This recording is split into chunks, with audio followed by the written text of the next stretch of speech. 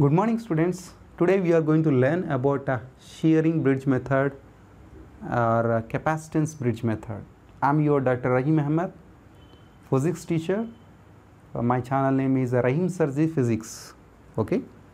So we will go for a shearing bridge method. What is a shearing bridge method? AC bridge circuit, it is also called AC bridge circuit. Why? Because AC power supply we are going to apply. What is the importance of this shearing bridge method? Now for our syllabus we are going to find out the capacitance of the capacitor.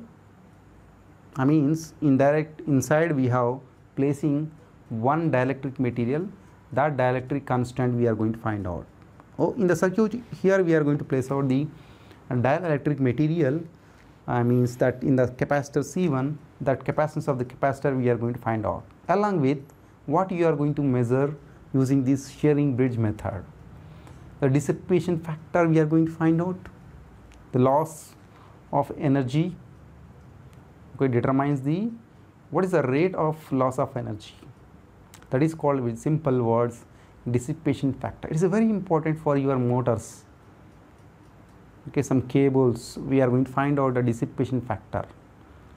Tan, delta we are going to indicate, but we are not going to measure the dissipation factor here.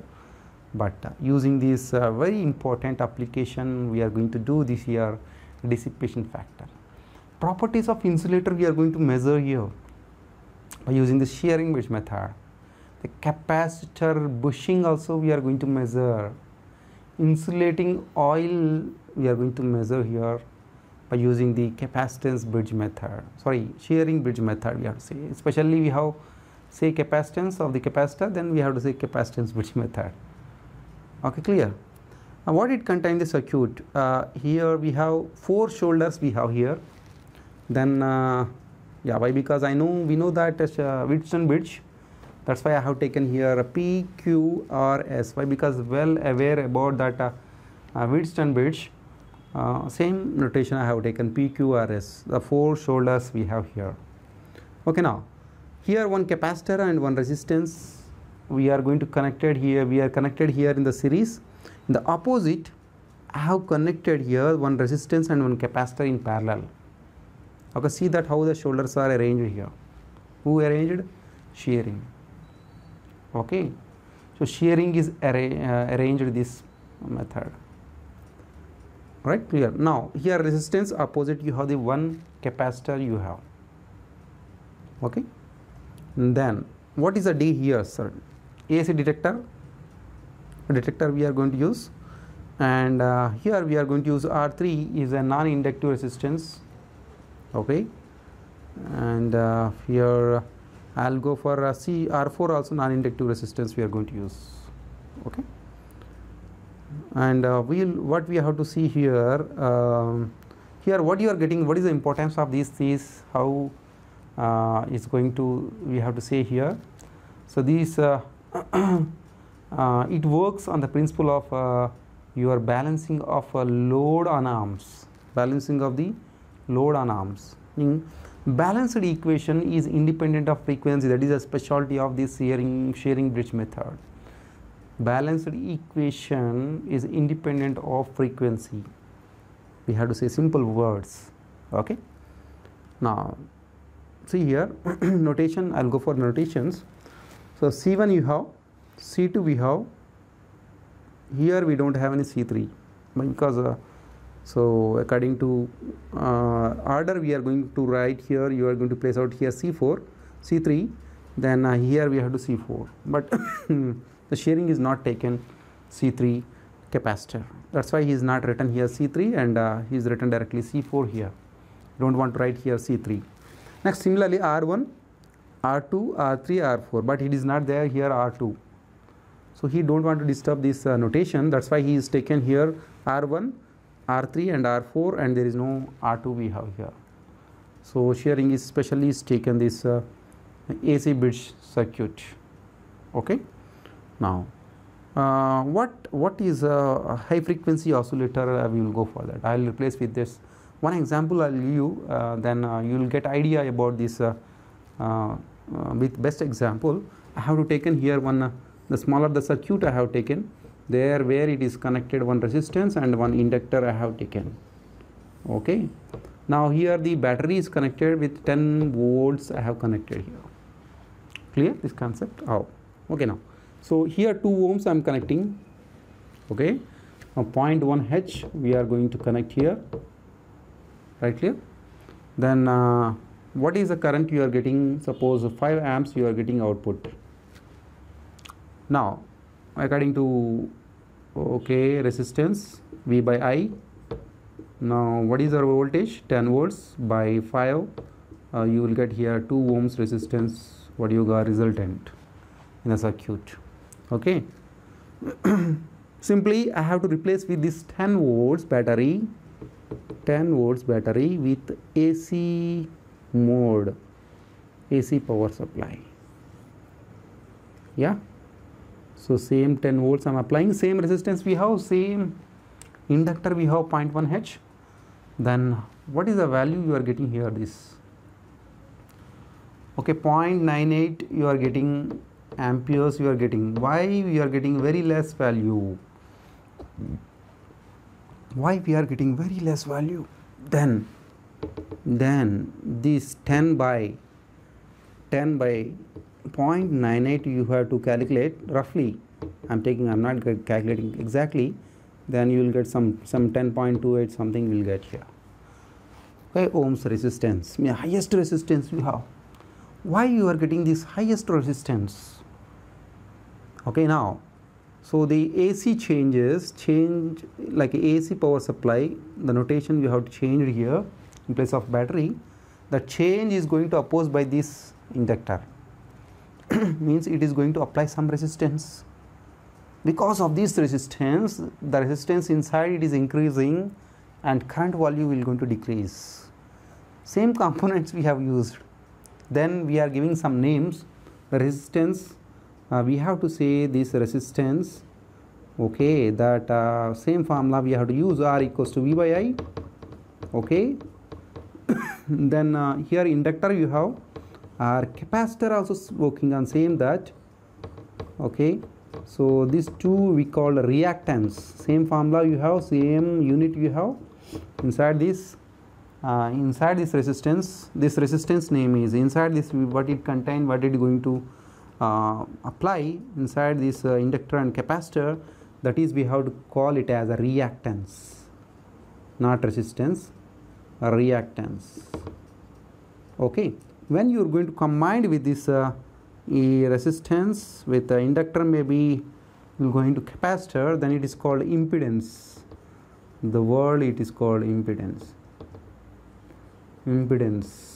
Okay, so that is a word, a letter we are going to indicate with Z. Same formula we are going to use, that's nothing is there, R equals V by I. Okay, right, clear. Now I will go for how you are writing the reactance value for the inductor is a WC. It is depend on angular frequency. You know that angular frequency is a 2 pi f. Okay, this is the frequency what we have here. The frequency we are applying 50 Hz frequency we are applying here. Okay, for capacitance we are writing R equals to reactance. Okay, 1 by j omega, omega c we are writing vectorically. I have to write, suppose 1 by j omega c I am writing. Right, clear? So this is the way where how the changes environment when you are going to replace with battery with the AC. Then high frequency oscillator we are going to apply. That's why we called it as a AC. So bridge circuit we have to say. Okay, another name we have to say. Can I erase this? You take out a screenshot and we will go for inside what is happening inside that. Okay, you will see here circuit. Once again you will come back. That is very simple example I have given you. That is not on inside the part of your question, this question, sharing bridge method. It's a very important circuit, and I will take out this shoulder name is P. I will shoulder this shoulder name is Q, this shoulder name is R, this shoulder name is S I considered. Why? Because we have taken same notation as a bridge. Okay, now can I write here where simple P by Q equals to R by S, same notation I have taken. Okay. We have to write P you have one capacitor and one resistance arranged in the series. series that I have arranged. Okay, so then I am writing here the resistance. First one is the resistance. Okay, otherwise I'll start with capacitance. Okay, right, I will write it here, capacitance 1 by j omega C1 plus, why, because I have to write the resistance of your capacitance, that is called reactance. I am writing here 1 by j omega C1. So resistance I am writing R1, I am writing by the shoulder is over, P shoulder is I have written. Then I back to Q shoulder, you have only one resistance we have, I have write down directly resistance value, resistance is R3. Okay, now I'll go for R and S.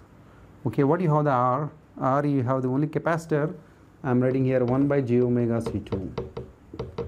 Okay, now I'll go back to here S you have the two parallel. This is the difficulty facing here, you have to write it here. How we are going to write it here, this parallel circuit. So I'll recall your concept. So capacitance, okay, 1 by R1, if you have two resistance are in parallel, you are write it here 1 by R equals to 1 by R1 plus 1 by R2. Clear? So then similar way I am writing here, then I will erase this thing and I will write it here there. Okay, 1 by R equals to okay, here one resistance, that is called 1 by R4. Okay, in place of R1 I have taken R4, in place of R2 I have taken reactance I have taken of the capacitor, that is called 1 by j omega C4. Carefully you write down, most of the students are doing the mistake here only. Okay, now clear. So I'll take out here upside, then I will get here 1 by R4 plus j omega C4. It is very clear. Now your confusion is clear. So this is 1 by R value. What you need this R value? Clear or not? Okay, now I'll do it more. I'll take out LCM, then I'll get here 1 plus j omega C4 R4 by R4. Correct or not? Very simple thing. This is 1 by R value is a reverse, you do it. That I substitute here.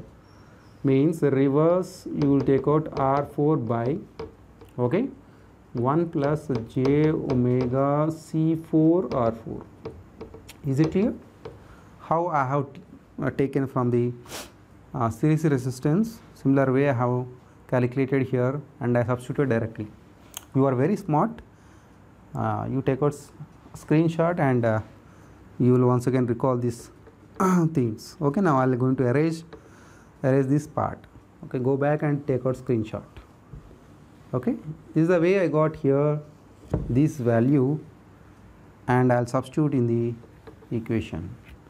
Now I'll going to complete this equation part.